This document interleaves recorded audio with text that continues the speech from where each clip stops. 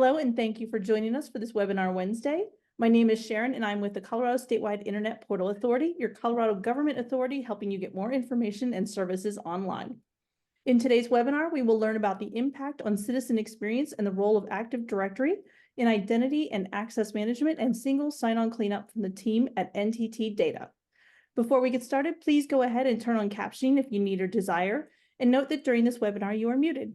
If you have questions or would like to communicate with the presenters at any point during the webinar, please do use the chat box or the Q&A feature. We will unmute everyone at the end for any remaining questions. We'll also have some poll questions for you to answer during the presentation and a post-webinar survey, and deeply appreciate your feedback.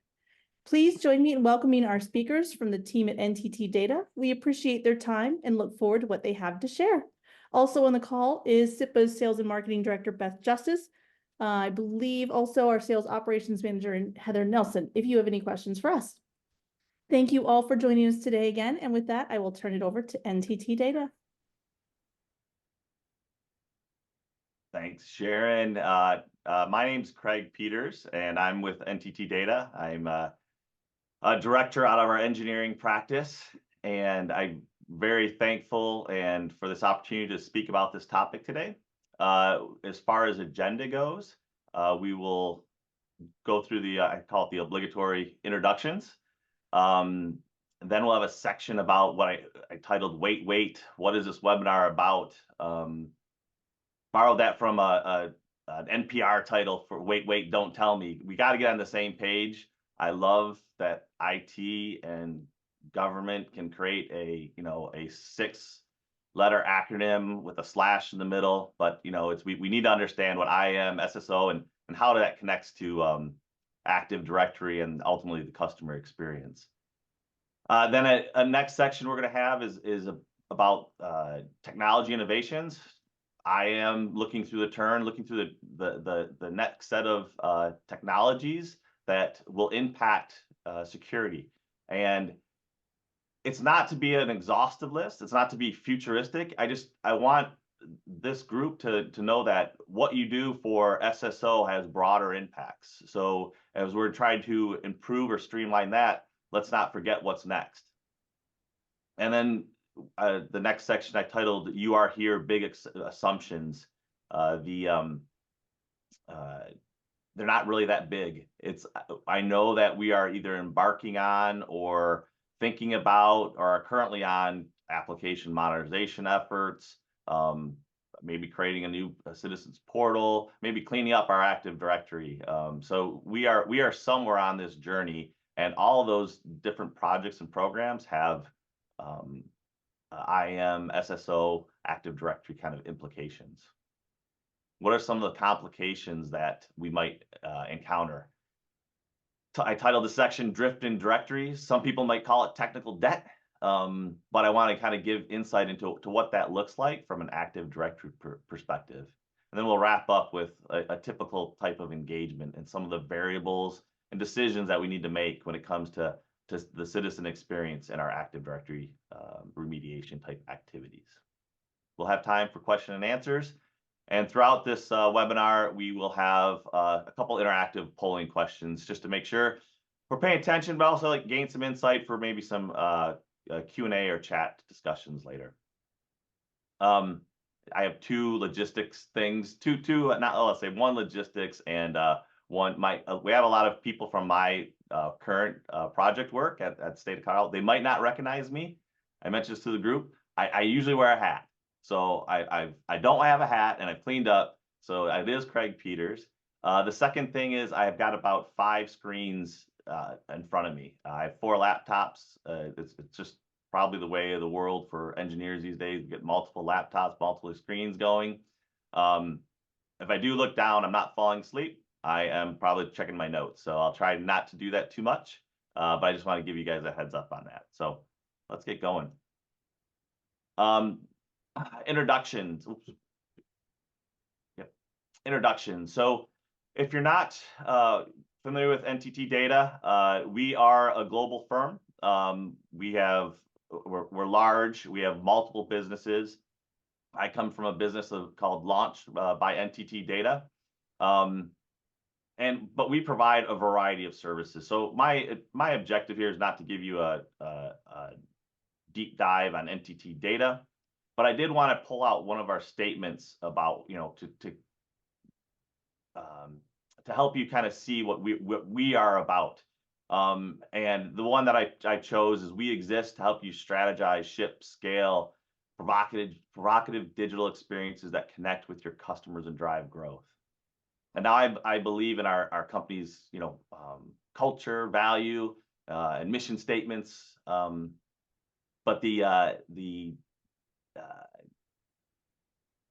point that I'm trying to make here is that sometimes these statements, this one has a little bit of too much alliteration maybe, are sometimes hard for me to connect to.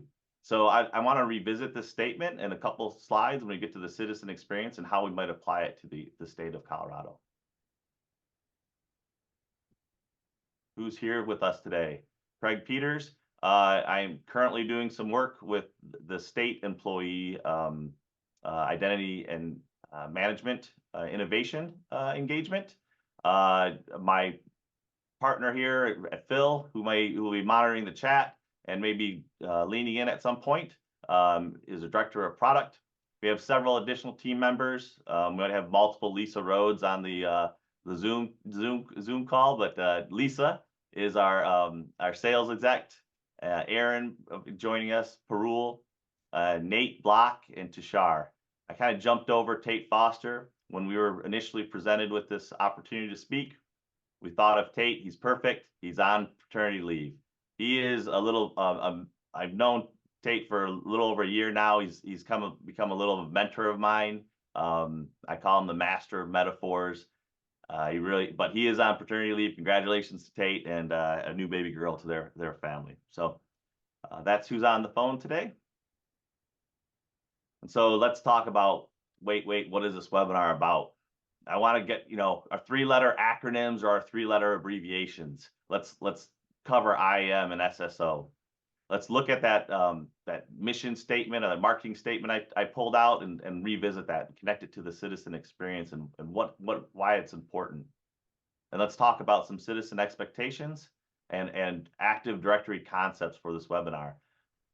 We don't have enough time to teach all the aspects of Active Directory in an hour webinar. And there's courses on Active Directory. There's domain controllers, security for Microsoft products, and certifications, right? So I want to make sure we just have a couple concepts or a baseline of that and apply it, how we can apply it to the citizen or connect it to the citizen. All right, how we look at identity access management and SSO. So 3-letter abbreviations or 3-letter acronyms, TLAs. But IAM is a broad capability and a security framework for us. So it's not only access management where single sign-on falls into. It's also our privileged identity access management. It's our identity management, meaning like provisioning, which for citizens, we really almost want them to self-provision or get access, but it's also governance. So it's a broad capability. And there might be many technologies that sit in that space. So that's one of the integration and kind of standards in our things we have to look at when we talk about IAM is how are things going to integrate and play amongst a broader capability set that is in part of a entire cybersecurity or security capability framework. So we like to make those things seamless, flexible, portable, and also secure. Single sign-on for us is a specific capability within access management. And I think for this webinar, single sign-on, when it's pretty much standard today or kind of like a now technology. But I think the thing that is very commonplace that when I started implementing single sign-on is that it was almost like within the domain, like, oh, hey, our apps can share login credentials, but they were all kind of safe within the domain or safe within the company. Now it's almost seems borderless, right? I authenticate with, and you might experience this with Facebook or Google, and I can get access to applications. it really, you know, a couple protocols kind of like carried that along, but you know, single sign-on is almost starting to just be, you know, more and more just, you know, table stakes, and I'll revisit this, but table stakes for our citizens. So I want to revisit our statement, our mission. And I do this for a couple reasons, because I want to really connect to our citizen experience. So if I had to do this, it would be: we, NTT Data, exist to help you, state of Colorado, strategize, ship, and scale provocative digital experiences. So for me, that I internalize that as increased adoption and continued use of software products, and that connect your customers, citizens, and drive growth. And that growth for government is really positively impact public sector value. And that's just our efficiency, effectiveness of our services, or reducing costs. So that's how I internalize that and kind of make it connect with citizens. So I'm an engineer by I'll say title, trade, and practice. I do not claim to be a specialist in developing personas, but we recently had something about human-centered design, or a webinar a couple months ago, or recently. And one of the things I really appreciate that, and this is one of our launch by NTT Data Business Sweet Spot, is that it really kind of connects the citizen with our technology and feasibility. And I try to create some personas here. Personas might be something we typically use for change management, communications, or marketing, but I try to use it for IAM and SSO, an attribute I call pain tolerance. So pain tolerance for me is something that, and I'll go through Cade and Christina, is something that is almost like a person's ability to handle friction, like the like or dislike or the opinion of our service. For someone like Cade, who's younger, who's kind of born in technology, his tolerance, maybe he's part of the cancel culture. His tolerance for when things are complicated, or he asked himself, well, why doesn't the state know me? Why do I have to re-register here? Or why doesn't the local government know me? You know, isn't this a state of Colorado? Don't they have my ID information?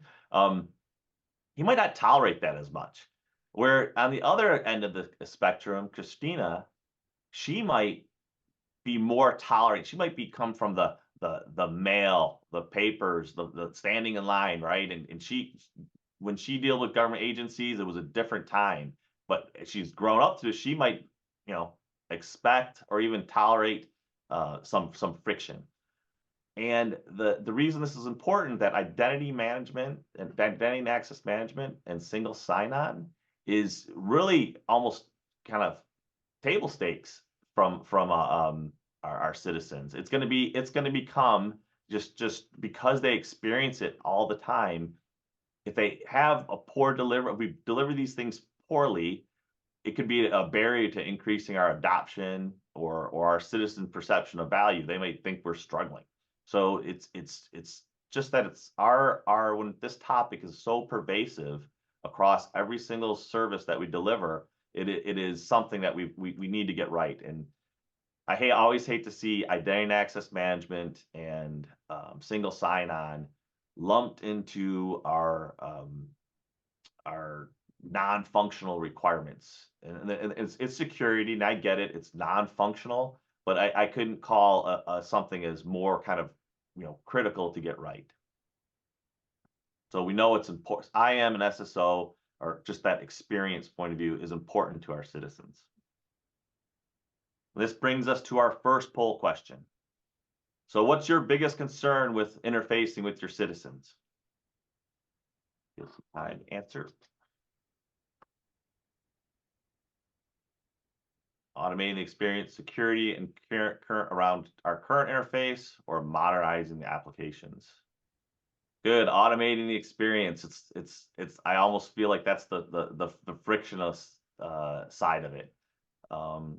Exposures, right, to our citizens, right? That I love the security and modernizing the applications. I think the question is good, and it kind of gives us, in my thing I will reiterate, it is a pervasiveness, right? All of these things have some type of identity and access management component. And it brings us to kind of our next topic of what's in our Active Directory. So for this webinar, I wasn't sure where everyone is at with their knowledge of Active Directory, so I tried to keep it at the appropriate level. Lisa kept me in check and kept it kind of kind of focusing on the citizen. But I want to make sure we have at least some concepts. Active Directory, and almost going to start at the bottom here. It's not new, right? I just want to make sure that this technology and directory services is very much an old kind of like, let's say we don't have different versions or different 2022 or cloud versions of this, but the Active Directory itself, it became part of Windows Server, I think in the early 2000s. So it has different users, different security groups. It can have your authentication, which is like your particular identification information with a secret or credential. It has something that I'd call structure of structures. These things we'll use terms like forests, trees, organizations, which are really important to our infrastructure, but maybe not so important to our citizen, right? I don't think a citizen would care what forest they're in, what tree they're in. It's something that they would not be necessarily exposed to. But the security-wise back end of it, it's something that is probably vital, and it can contain that information. I use the term extensible.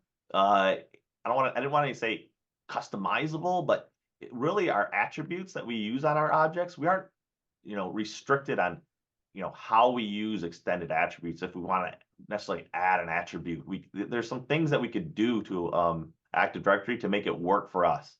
And the challenges that come up with this is that we might not have done it consistent all the time. So it does have important information in it, and it's for our directory services and security services. Very high level, if you think about SSO using our authentication services,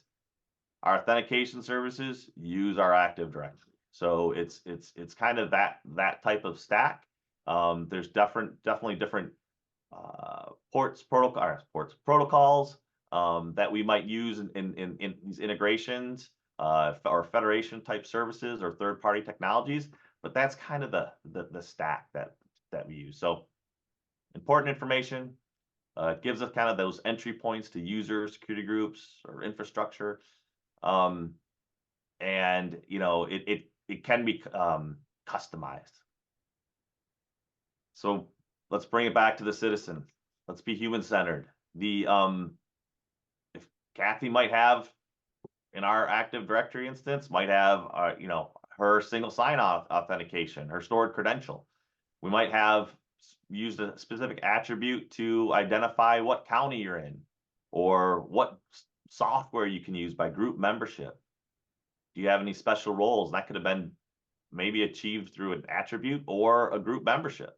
So my point is that our Active Directory can be, especially for our citizens, and if we use it like this, it's something that they interact with through their experience, and they don't really even realize it, right?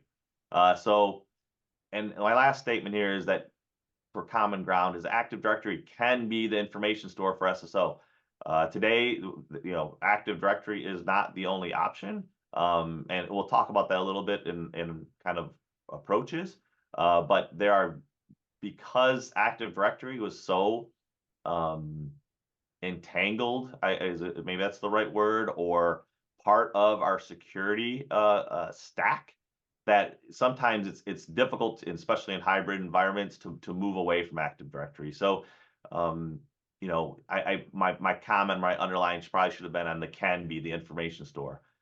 It's important for us to realize our citizens' data are in a directory service. That directory service could be Active Directory. So let's go. We talked about common ground. We're going to talk about technology innovations and what those innovations mean to citizens.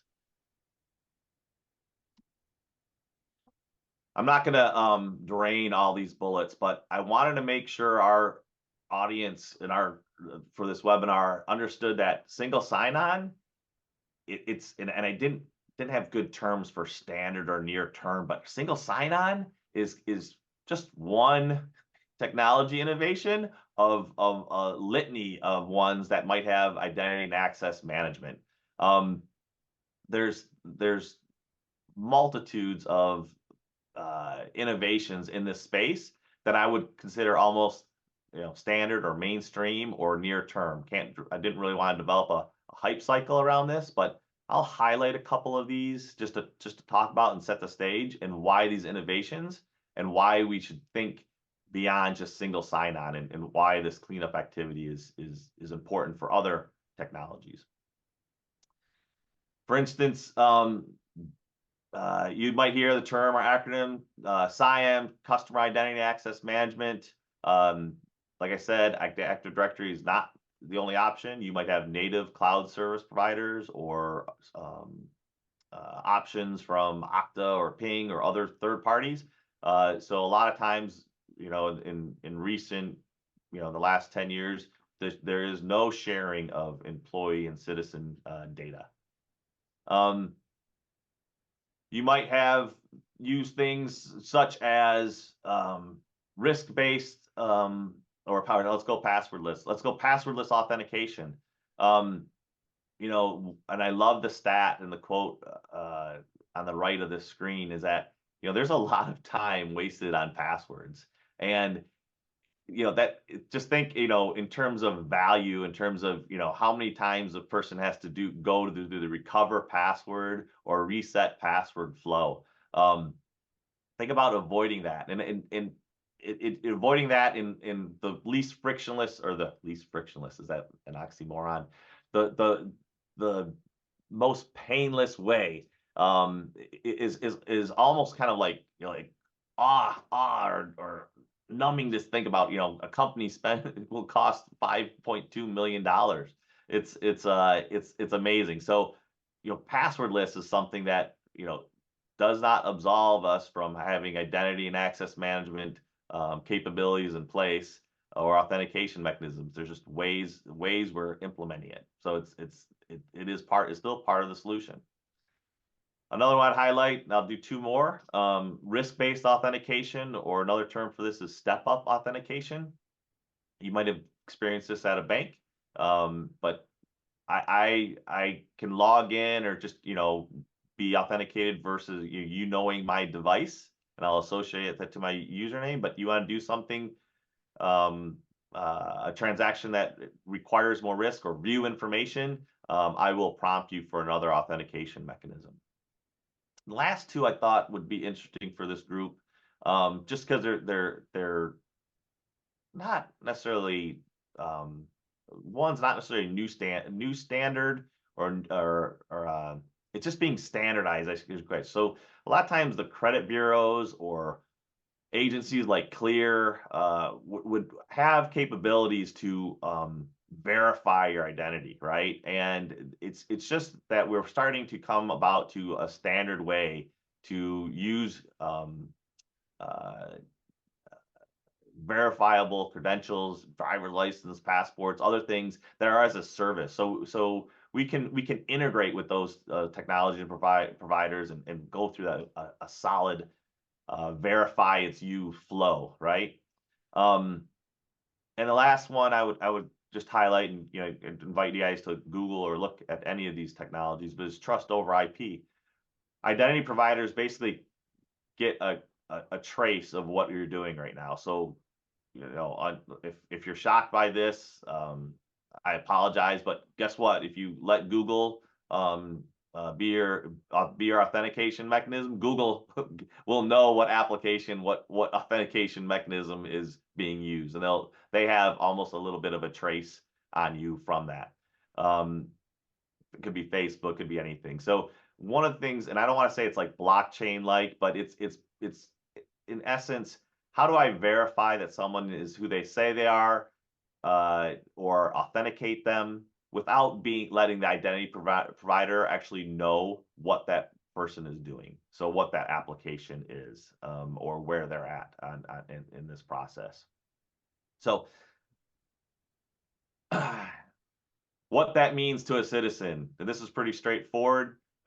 Cade, just imagine he uses biometric security to log into his app. He gets around all of our applications, maybe even uses it for kiosks at our Department of Motor Vehicles. But when it comes to changing his payment card, he gets another prompt, and I used the ask the name of your first dog kind of question. But all of this is done in the context of the state of Colorado as better security, and our citizens' privacy has increased. So we don't actually need to be the record keeper of all these events, and that's something that's will continue to be important as we citizen privacy, the balance of citizen privacy concerns and security and cybersecurity initiatives kind of have to weigh out on each other. So where are we at? We talked about the common ground citizen experience. It's important. Active Directory is part of that, has a role to play. We talked about some technology innovations in access management, and now let's talk about some programs that you might be embarking on, and I say this embarking on, doing right now, thinking about. You might be having a program you're consolidating or upgrading directory services. You might be separating your information stores for employees and citizens. You might be going through application modernization efforts or building new products and services. Or that includes even just if it's a front end for some SaaS application that you're going to offer to your citizens. You might be going from kind of a local citizen perspective to a statewide citizen perspective. You might be trying to keep up with cybersecurity improvements. I know this is a voting year, and I think in the state of Colorado, there's some things, the exceptions, right, for electronic voting, but there's always going to be this kind of like standards that kind of have to be issued, especially for government entities, that we have to adhere to participate in a larger type of, I'll say, government agency kind of ecosystem. And what would that mean for our citizens? So IAM impacts for our citizens, and why this would be cause friction or less friction, right? We could increase the adoption of single sign-on. We could simplify registration or re-registration processes. Maybe it's since we know you, since we consolidated or cleaned up our directory services, we are able to identify or identify you, verify your credentials, and we can pre-populate some of this information after you go through that process. Maybe we can extend our authentication to devices and biometrics and get a biometric kind of flow in there. So I live in the state of Michigan. We've just recently extended state services to biometrics. There's a flow to it, and I think I had a good chance to reflect upon this. The flow is probably the best they could have done, and if I had a little communication about it, I think I would have been a little better off. But it's really making that flow and that process as frictionless as possible. And then finally positioning for other technology innovations. It might be like I spoke about, the risk-based authentication or passwordless. These are things when we're doing these programs, we're touching our IAM security non-functional requirements. We need to realize the importance of it, and how to bring that I'll say remediation efforts or architecture into the mix. See, we're about to jump. I see a lot of things in the chat, but I'm not reading them. Phil, is there any thing we want to call out here, or you have any questions?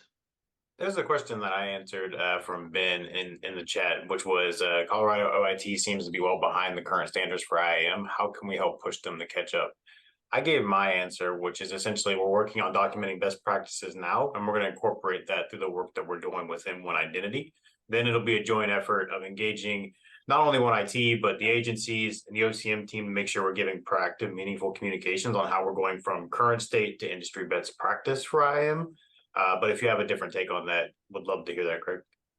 Yeah, and OITs, you know, from my vantage point, and it's again for this, this is a public webinar, right? I just think that OIT's challenge is like how we positioned it, Phil, way back then. We are almost providing services to 16, 26, you name the agents, 32, right? You name the agency count, right? It's almost like we have multiple companies that we're building for. So we are experiencing this for our employees, and it is a great call out, Ben. And the trick here for this webinar is that the citizen challenge is a little bit different than the employee challenge, and that's the kind of call I would say. Like we know we've got complexities with our security infrastructure and integration with applications. We know those, we have those. So good question, Ben. Thanks, Phil. But there'll be multiple programs here. So we're gonna come up to our next polling question. It's like, you know, what types of programs or things are on your plate? And our answers are starting to come in. Thanks, Sharon. I guess we could have had the broad other category. I think we wanted to force people because the other could have been, you know, 90% of the answers if we didn't get the title right. So a few more seconds and then we'll close it out and show the results.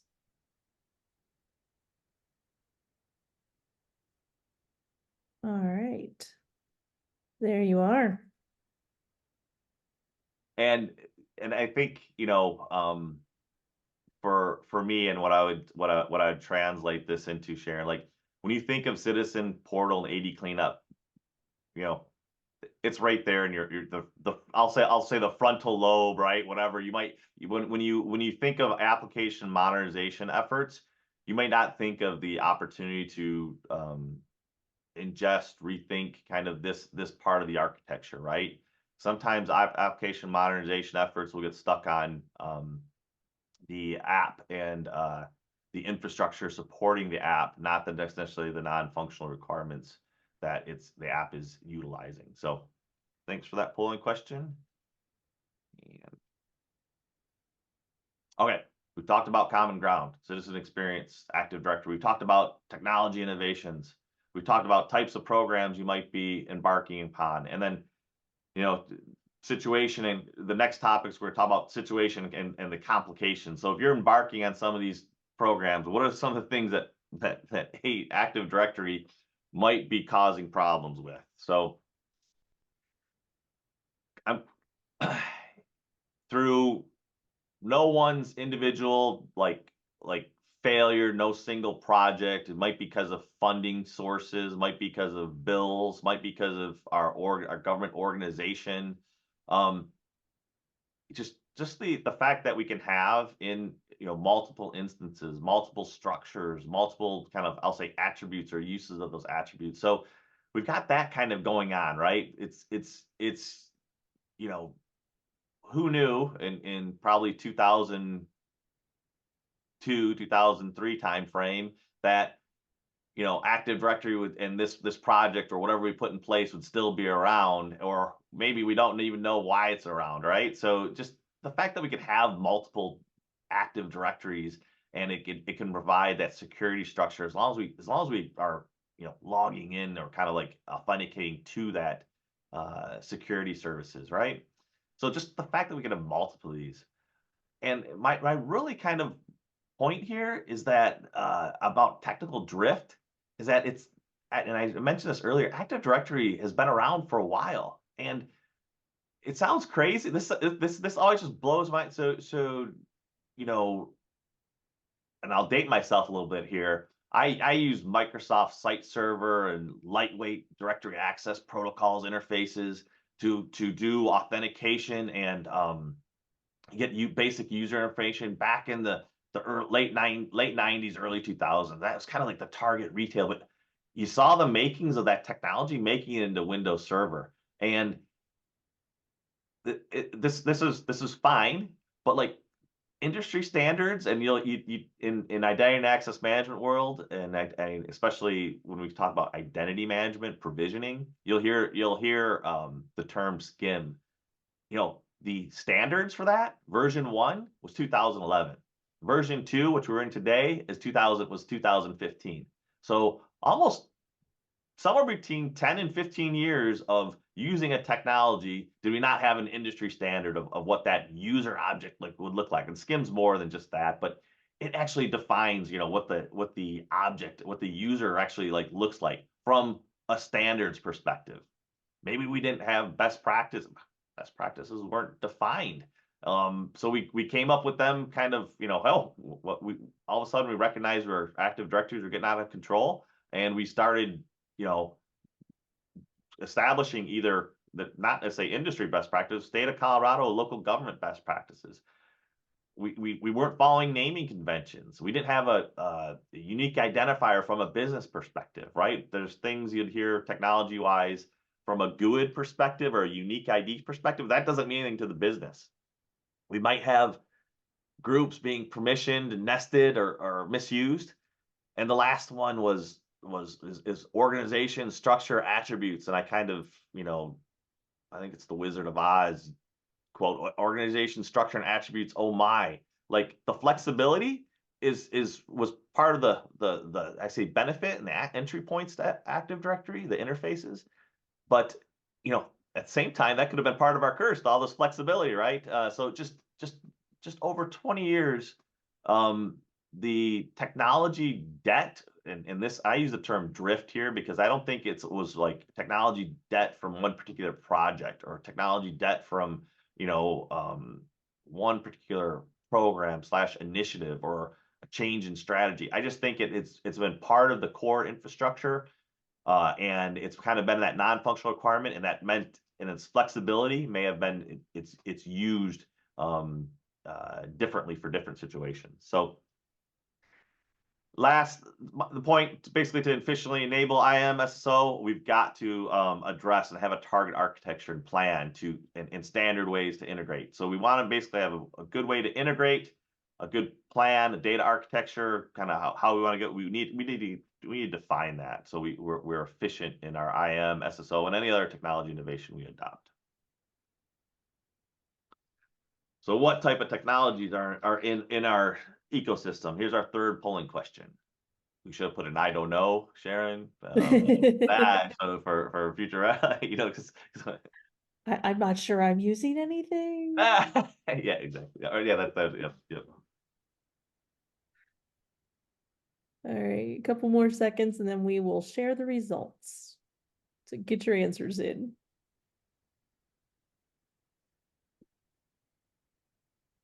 Interesting. There we go. Yep. And remember, we kind of asked the question as IAM SSO tool. So,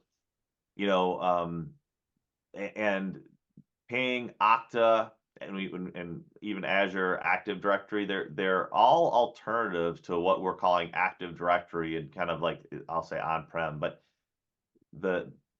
what we've really tried to I'll say acknowledge, I guess, is that a lot of times when we come to cloud strategy or cloud adoption or app modernization efforts, we never get rid of the hybrid environment, right? There's always this I'll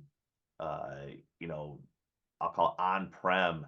And when we have a legacy application portfolio in especially statewide, we have a large application portfolio, right? There's a lot of risks just to kind of quickly pivot to a different technology and say, this is it, right? So, it's just interesting to see that we've got different technologies, not surprising, because each of these technologies you can configure to use different services. So thank you so much. And let's go to our final part of the webinar, and we'll get time for questions and answers. So right where we're at. So we established a common ground that it's important to our citizens, and Active Directory, you know, what kind of role Active Directory plays in that in terms of being an information store to for directory and security services. We know that we've got technology innovations just above and beyond single sign-on. And we know that there's different types of programs that we might be embarking on that have an IAM component. And we've talked about some complications that have happened over time. So what does a typical engagement look like that we might end up in kind of a remediation plan? And kind of go over the activities and some architectural decisions for that. So in terms of, you know, really high level, kind of high level, it's almost kind of like a block. You'd have an assessment phase, a design phase, a remediation phase, and then, you know, something afterwards. I call it innovation. It's something, whatever's next, right? They would implement for this type of engagement. But really looking at assess and design first.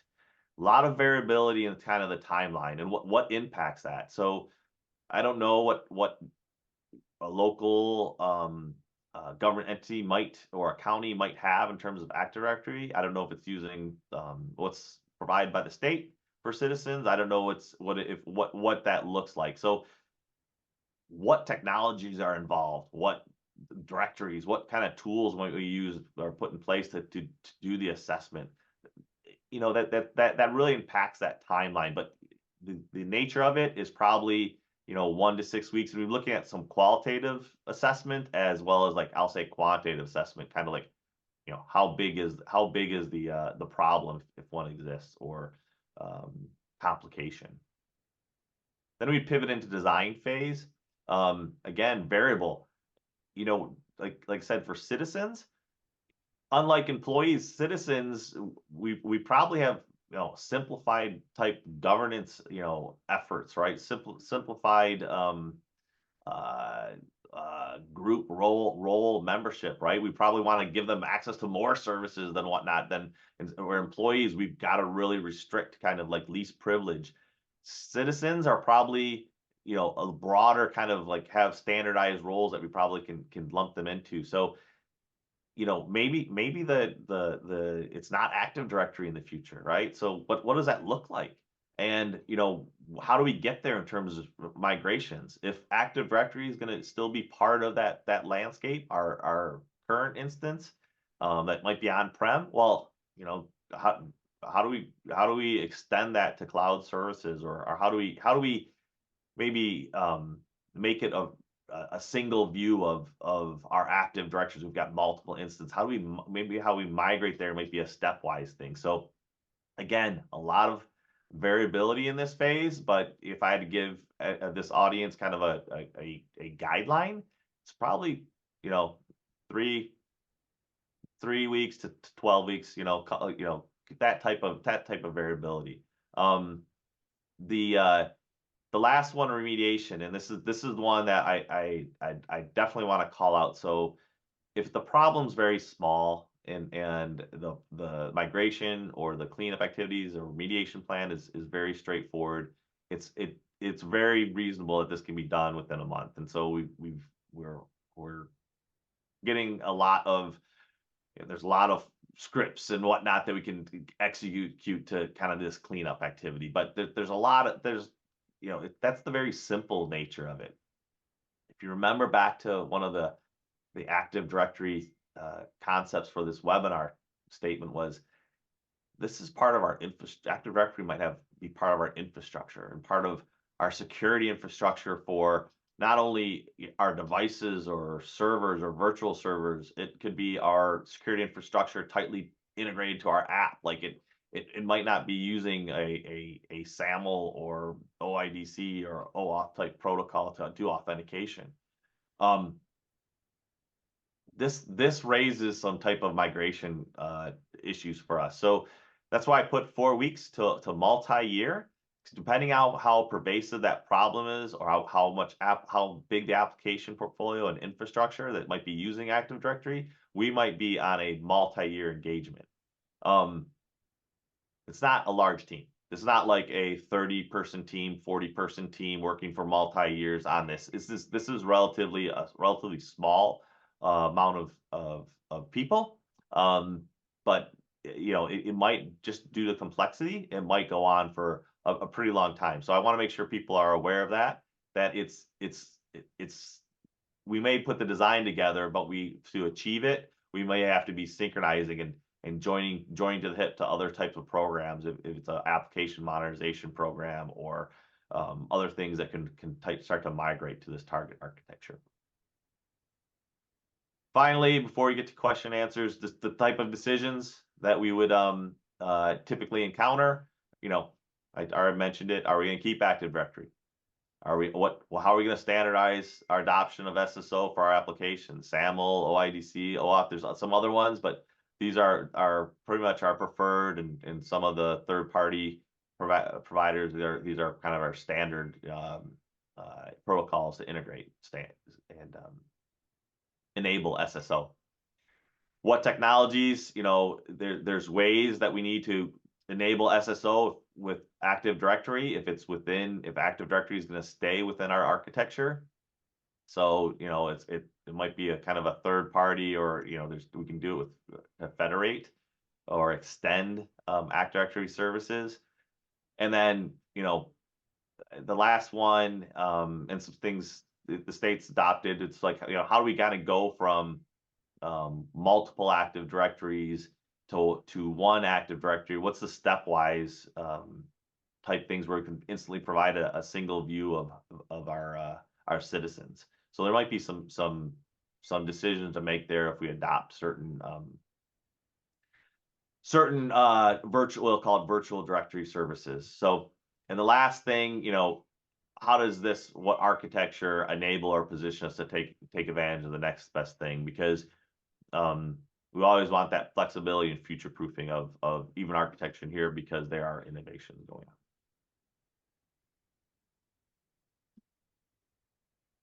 All right. With that, it's just, hey, we've established common ground. We've talked about technology innovations, types of programs we might be on. We've talked about what might have happened to Active Directory over time, and what a common project or engagement looks like. And so right now, I think, Sharon, this is where we kind of open the floor. Yep. You know, before we kind of close out, from my perspective, we'll get to Q&A. Just thank you for this opportunity, Sharon, and I really appreciate it. So. All right. If anyone has any questions, you should all be unmuted, and you can unmute yourselves to go ahead and ask, or you can throw it in the chat if you prefer. We're here for answering you. This was a lot of great information, Craig. Thank you. I have a question. So what's the trade-off between privacy and single sign-on? Or is there any? The actual, I would say, the correct answer, if I had to judge my own answer, Sharon, the correct answer, there should not be a trade-off, right?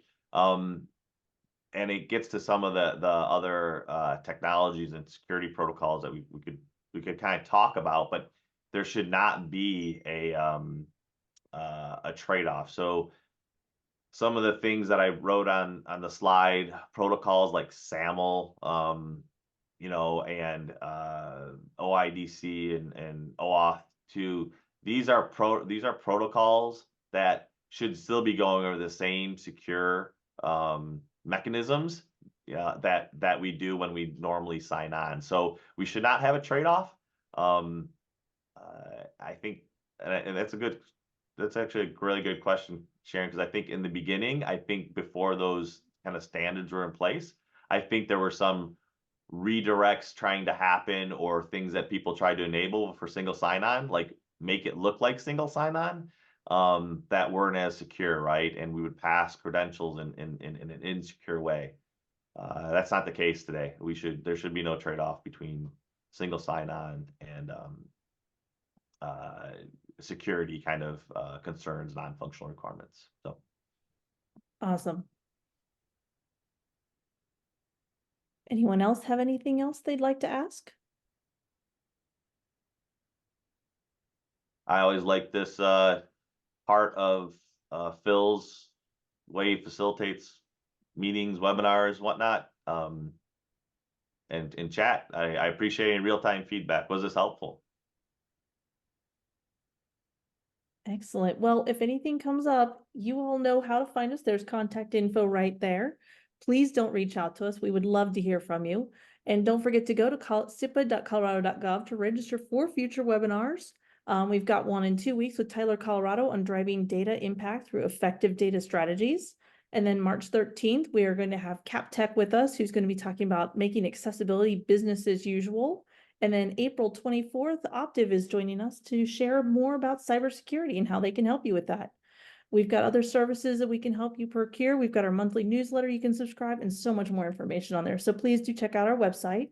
And of course, we also have NTT DATA on there. If you want to talk to them, get in touch with either Beth Justice or Dwayne Tucker and schedule a call with them. No obligation. Just find out more what they can do for you. And if you want to get a quote, no obligation. We'd love to have you explore that with them as well.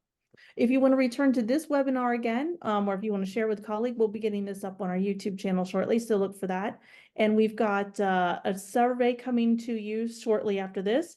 It's only 3 questions. It won't take you long, and we really appreciate if you fill it out because it helps us make these webinars relevant for you and help us plan for the future ones that we have. We want to thank you all again for being with us this morning, and NTT Data for sharing their expertise, and we hope you all have a fantastic day.